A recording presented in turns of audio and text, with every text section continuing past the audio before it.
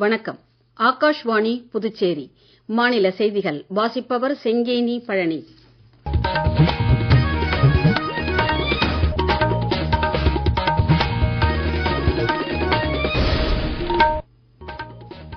தலைப்புச் செய்திகள்.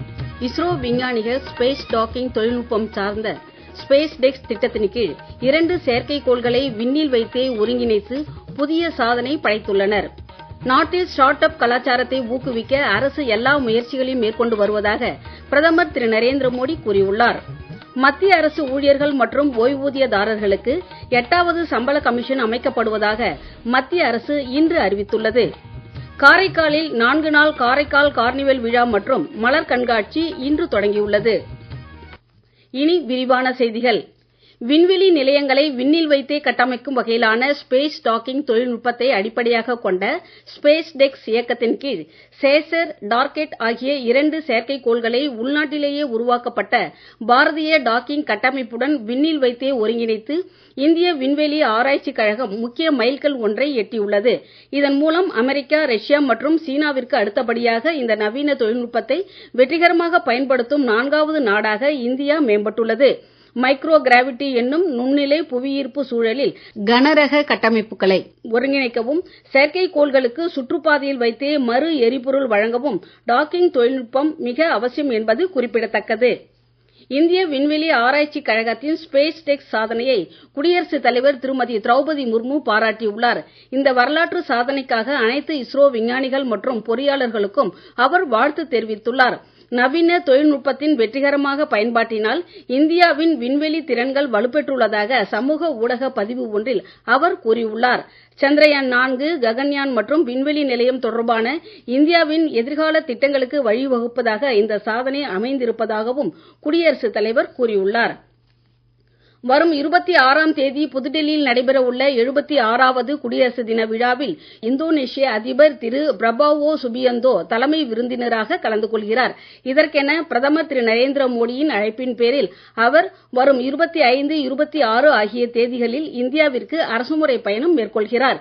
இருதரப்பு உறவுகளை விரிவாக மறு ஆய்வு செய்யவும் பரஸ்பர அக்கறை உள்ள பிராந்திய மற்றும் சர்வதேச பிரச்சினைகளை விவாதிக்கவும் வாய்ப்பாக இப்பயணம் அமையும் என வெளியுறவு அமைச்சகம் தெரிவித்துள்ளது.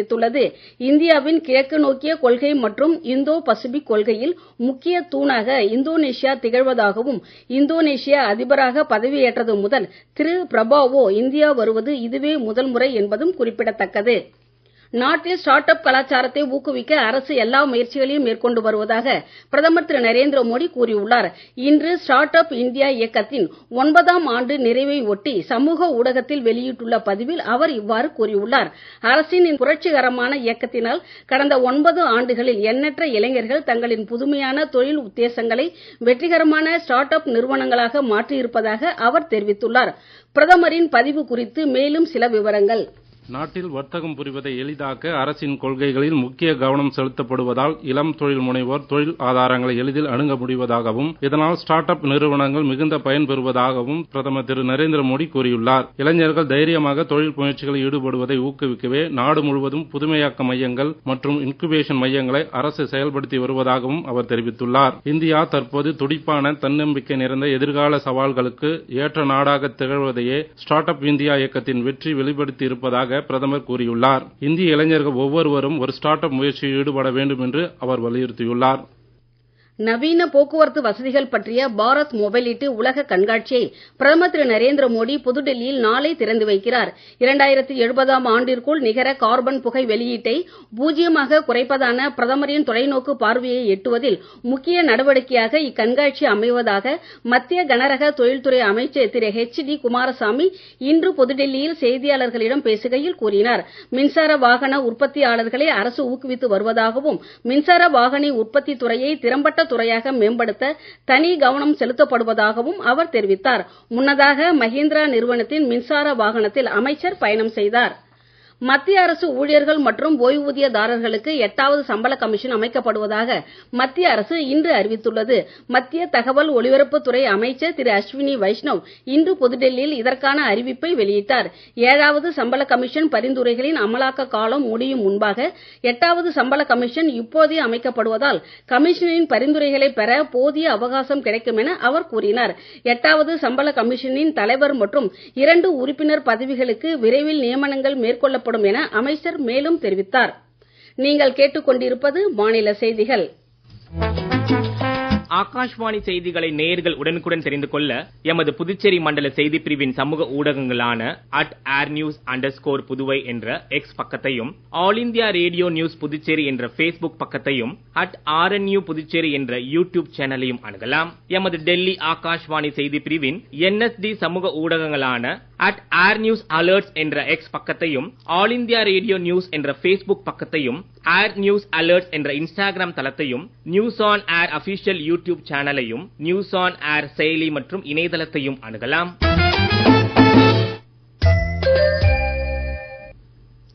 காரைக்காலில் மாவட்ட நிர்வாகமும் புதுச்சேரி அரசின் கலை பண்பாட்டுத்துறை, சுற்றுலாத்துறை மற்றும் வேளாண் துறையும் இணைந்து ஏற்பாடு செய்துள்ள காரைக்கால் கார்னிவல் விழா மற்றும் மலர் கண்காட்சி இன்று தொடங்கியுள்ளது. இதுகுறித்து கூடுதல் விவரங்கள்.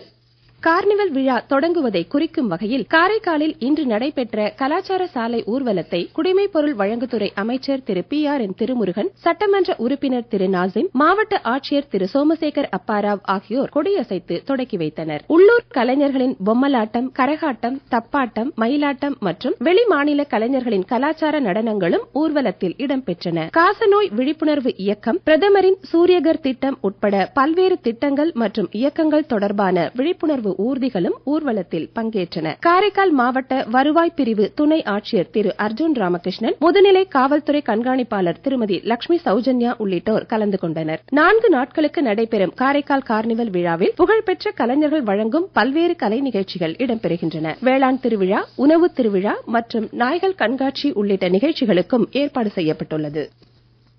காரைக்காலில் கார்னிவல் விழாவின் மற்றொரு பகுதியாக ஏற்பாடு செய்யப்பட்டுள்ள விளையாட்டுப் போட்டிகளை குடிமைப் பொருள் வழங்கல் துறை அமைச்சர் திரு PRN திருமுருகன் இன்று காலை தொடக்கி வைத்தார்.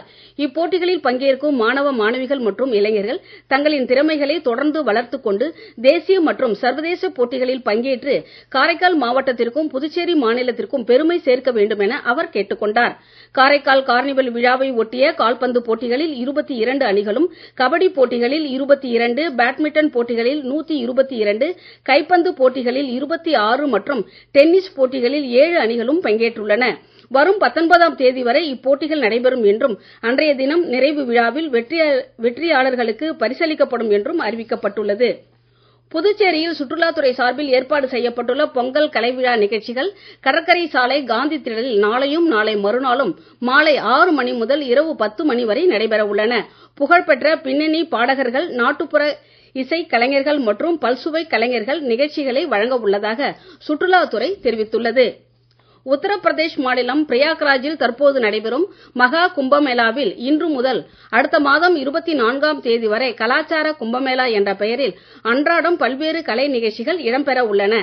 இதற்கென கங்கா பந்தல் என்ற பெயரில் அமைக்கப்பட்டுள்ள பிரதான மேடையில் நாட்டின் பல்வேறு பகுதிகளைச் சேர்ந்த புகழ்பெற்ற கலைஞர்களின் கலை நிகழ்ச்சிகள் இடம்பெற உள்ளன. கலாச்சார கும்பமேளாவின் தொடக்க நாளான இன்று பின்னணி பாடகர் சங்கர் மகாதேவன் வழங்கும் சிறப்பு இசை நிகழ்ச்சி இடம்பெறுகிறது. நாட்டில் சாலை விபத்துகளால் ஏற்படும் மரணங்களில் 66% 18 முதல் 45 வயதிற்கு உட்பட்ட பிரிவில் நிகழ்வதாக மத்திய சாலை போக்குவரத்து மற்றும் நெடுஞ்சாலைத்துறை அமைச்சர் திரு நிதின் கட்கரி தெரிவித்துள்ளார். 2030இல் இந்திய சாலைகள் என்ற தலைப்பில் புதுடெல்லியில் இன்று நடைபெற்ற தேசிய சாலை பாதுகாப்பு மாநாட்டில் உரையாற்றிய அவர், சாலை பாதுகாப்பு குறித்த உணர்வை மக்களிடையே வலுப்படுத்த அரசு உறுதிபூண்டுள்ளதாக தெரிவித்தார். மோட்டார் கார்களின் பின்புற இருக்கையில் அமரும் பயணிகளுக்கும் சீட் பெல்ட் கட்டாயமாக்கப்பட்டுள்ளதாகவும், எலக்ட்ரானிக் பிரேக் உள்ளிட்ட தொழில்நுட்ப வசதிகளுக்கு முக்கியத்துவம் அளிக்கப்படுவதாகவும் அமைச்சர் கூறினார். இளைஞர்களின் கல்வி தகுதி மற்றும் திறன்கள் பற்றிய பரஸ்பர அங்கீகாரம் போன்ற முன்முயற்சிகள் மூலம் உலக நாடுகளின் தொழிலாளர் பற்றாக்குறையை சரிப்படுத்தும் ஆற்றல் இந்தியாவிற்கு இருப்பதாக மத்திய தொழிலாளர் துறை அமைச்சர் திரு மன்சுக் மாண்டவியா கூறியுள்ளார். இன்று புதுடெல்லியில் எதிர்கால வேலை வாய்ப்புகள் குறித்த மாநாடு ஒன்றில் உரையாற்றிய அவர், திறன் பயிற்சி என்பது சான்றிதழ்களுக்கு அப்பாற்பட்டு நடைமுறை திறன்களை வழங்குவதாக இருந்தால்தான் இளைஞர்கள் தொழில்துறையின் தேவைகளை நிறைவேற்ற முடியும் என்று கூறினார். மீண்டும் தலைப்புச் செய்திகள்.